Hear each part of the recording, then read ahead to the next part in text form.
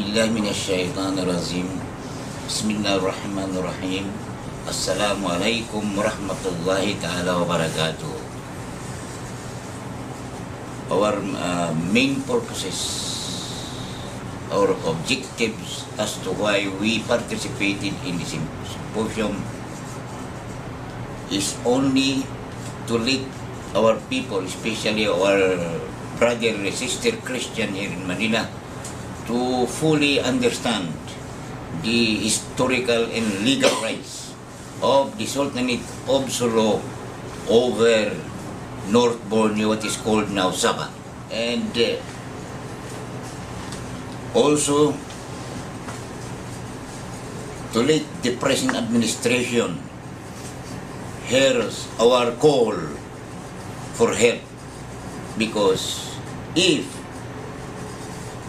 the present administration is fully believe that we are citizens of the Philippines, it is the duty of the government to help the life and property of its citizen.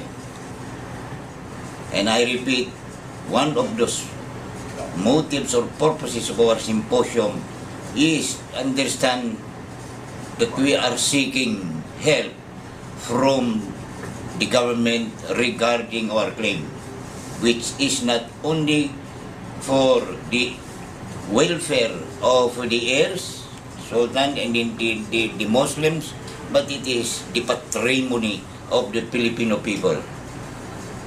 Thank you. Sabah reclamation, actually, it's not a claim. We are reclaiming what's ours. It's not a Sabah claim. That's a misnomer. We are reclaiming what we own. Sultan of Sulu. His father, the late Sultan Kiram, the father and administrator of the least territory of North Borneo, declared nationally that Sabah is the patrimony of the Filipino people. Sabah is the patrimony of the Filipino people. And so with that, the British Consul General in Manila wrote a letter recommending to stop the rendering of the annual rental payment to the heirs by the British North Borneo Company and the British Crown.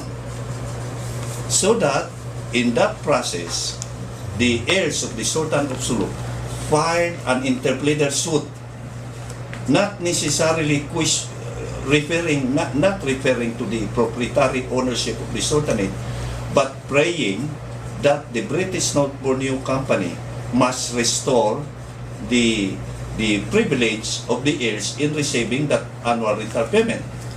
So after the decision made in 1939, the father of His Royal Highness Sultan Ismail Kiram, the late Sultan Kiram, the second Sultan of Sulu, was appointed as administrator of the least territory. It is incumbent upon the government to help us, to help the Sultan recover his, the Sultanate recover his territory. So, yun po, hopefully, we can resolve this in a peaceful manner.